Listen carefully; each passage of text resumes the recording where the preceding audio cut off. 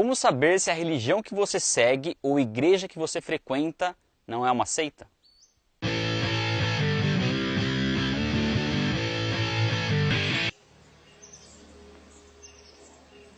Saudações a todos, mais um vídeo do canal Vai na Bíblia, e antes da gente falar sobre o assunto de hoje, eu queria convidar você a se inscrever no canal se você ainda não é inscrito, e também falar que nós lançamos o site do Vai na Bíblia, vainabiblia.com, e no site nós estamos colocando os vídeos com o texto dos vídeos, todos os versículos dos vídeos e inclusive o PDF para você poder baixar. E nós também lançamos o VNBcast, que são os podcasts do Vai na Bíblia. Os podcasts são semanais, então você pode acessar o site também para ouvir os podcasts do Vai na Bíblia. Hoje nós vamos falar sobre seitas e heresias. E por que esse assunto é tão importante? Simplesmente porque ele pode definir o seu destino eterno.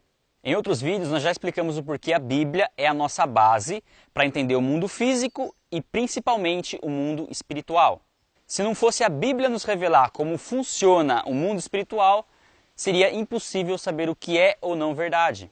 Afinal, qual seria a nossa fonte? As visões, os sonhos ou experiências que alguma pessoa teve?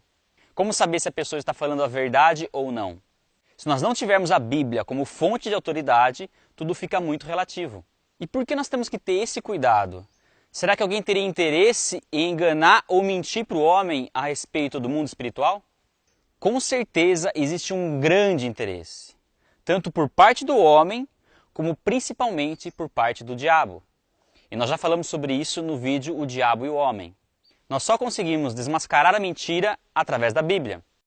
Portanto, se você ainda não crê que a Bíblia é a perfeita palavra de Deus, entenda que esse vídeo não é para você. Partindo desse princípio, nós entendemos como heresia todo o ensino que distorce o padrão que Deus revelou em sua palavra. Ou seja, o ensinamento não precisa descartar totalmente a Bíblia para ser considerado como heresia. Basta que ele distorça uma única doutrina bíblica obrigatória. E quando nós falamos em doutrina obrigatória, significa algo que é inquestionável e que não pode ser rejeitado de forma alguma. Já a heresia abala gravemente os fundamentos bíblicos e deve ser completamente rejeitada. Também existem doutrinas bíblicas que não são obrigatórias, também conhecidas como posições ou linhas teológicas. Um bom exemplo disso é em relação à escatologia, que é o estudo das coisas futuras. Alguns creem que o arrebatamento e a volta de Cristo acontecem de forma simultânea, ao mesmo tempo. Outros creem que são eventos distintos. Primeiro o arrebatamento, depois a volta de Cristo. E são posições teológicas válidas por dois motivos. Primeiro, porque tratam de um assunto do qual a Bíblia fala a respeito, mas a revelação não é tão clara. E segundo, porque tratam de um assunto em que crer de forma diferente não faz tanta diferença. Mas independente disso, como uma posição é contrária à outra, alguém está errado. Mas aqui nosso foco não são as linhas teológicas, mas sim as heresias. Todo grupo religioso ou ideológico que prega ou segue aquele que prega heresias é uma seita. A própria Bíblia nos alerta que nós devemos nos manter firmes na palavra e tomar cuidado com falsos mestres, porque eles introduzem secretamente heresias destruidoras ao Evangelho. Nós não podemos considerar que uma mensagem é verdadeira somente porque a pessoa é inteligente, se expressa bem ou porque vem acompanhada de milagres. A Bíblia diz que o próprio Satanás se disfarça de anjo de luz e que produz o engano até mesmo com sinais sobrenaturais. A nossa segurança está na Bíblia. E se por um lado fica fácil identificar uma seita quando esta ignora totalmente a Bíblia, fica bem mais complicado identificar uma que se utiliza da Bíblia. E para isso, o método mais eficiente para identificar uma seita é conhecer os 4 caminhos seguidos por elas. O da adição, o da subtração, o da multiplicação e o da divisão. E é isso mesmo que você ouviu. É possível identificar uma seita através das 4 operações matemáticas. E o primeiro caminho seguido pelas seitas é o da adição. O grupo adiciona algo à Bíblia. Sua fonte de autoridade não leva em consideração somente a Bíblia. Uma seita geralmente possui outros livros tidos como inspirados e que possuem autoridade igual ou até superior à Bíblia. Muitas vezes utilizam a Bíblia como se fosse um livro de consulta. E também podem afirmar que só é possível entender a Bíblia através da sua tradição religiosa. Ou seja, a tradição é mais importante que a própria Bíblia. E por que nós não podemos adicionar nada à Bíblia? Porque a Bíblia é a única fonte escrita da revelação divina. A Bíblia, sozinha, ensina tudo o que é necessário para a nossa salvação. E é o padrão pelo qual todo comportamento cristão deve ser avaliado. A Bíblia não contém a palavra de Deus. A Bíblia é a palavra de Deus. E por isso não contém erros. A Bíblia traz todas as informações necessárias para que uma pessoa saiba que sem Jesus não há salvação. Deus jamais trará uma nova revelação que seja independente ou que contrarie o que está exposto na Bíblia. E o segundo caminho seguido pelas seitas é o da subtração. O grupo subtrai algo da pessoa de Jesus. Alguns grupos veem Jesus simplesmente como um homem bom que morreu como prova de amor. Outros veem Jesus como um grande profeta ou apenas mais um fundador de religião. Outros veem Jesus como um médium ou como um espírito evoluído. E os mais sutis e, consequentemente, os mais perigosos são os pseudo-cristãos, que subtraem algo da natureza de Jesus. Tanto da natureza humana, dizendo que ele nunca teve um corpo como o nosso, como principalmente da natureza divina. Muitas vezes dizendo que Jesus é um ser criado, ou que é um anjo, ou um Deus inferior.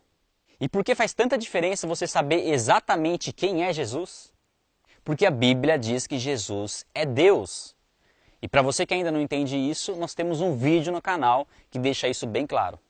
Sendo assim, não dá para comparar Jesus com outros seres humanos ou mitológicos, nem mesmo com anjos. A Bíblia atesta a autêntica divindade de Cristo, onisciência, onipotência, onipresença e eternidade. E também a autêntica humanidade de Jesus, pois ele nasceu como homem, cresceu como homem, teve sede, fome, comeu, dormiu e etc. Nossa salvação é realizada unicamente pela obra redentora do Jesus Cristo histórico. O Deus Filho se fez carne e se tornou em tudo semelhante a nós, porém sem pecado. Morreu na cruz carregando os nossos pecados, foi sepultado e ressuscitou fisicamente dentre os mortos. Depois disso ele subiu aos céus, se assentou à destra de Deus e retornará no futuro para julgar a humanidade e para estabelecer seu reino. Por isso, se a religião que você segue subtrai algo da pessoa ou da obra de Cristo, fique esperto. E o terceiro caminho seguido pelas seitas é o da multiplicação. Eles ensinam que crer em Jesus é importante, mas não é tudo. Eles multiplicam as formas pelas quais as pessoas podem ser salvas. Para as seitas, a salvação não é pela graça, por meio da fé. Elas pregam a salvação por obras. Algumas ensinam que Jesus simplesmente abriu o caminho e que o resto agora é com o homem. Que nós temos que trabalhar arduamente a fim de conquistar nossa própria salvação. Outras pregam que a vida eterna só será concedida àqueles que guardarem a lei, ou seja, aos que obedecerem os mandamentos estabelecidos no Antigo Testamento.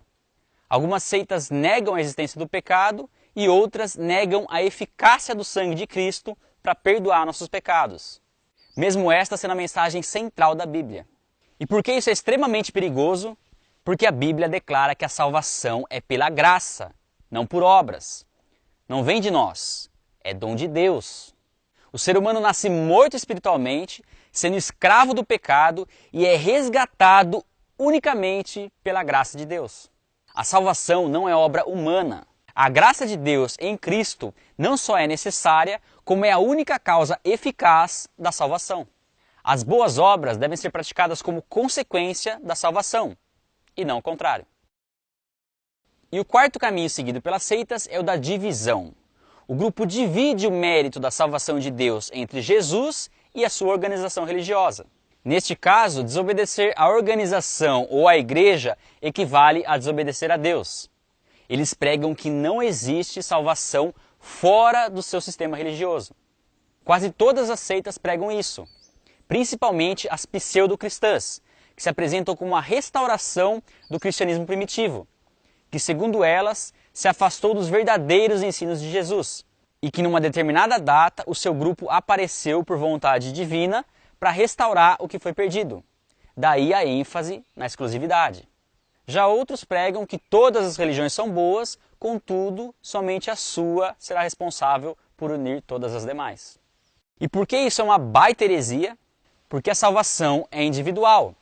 O pecador é salvo quando se arrepende e aceita Jesus como seu único e suficiente Salvador, quando ele entrega sua vida a Jesus.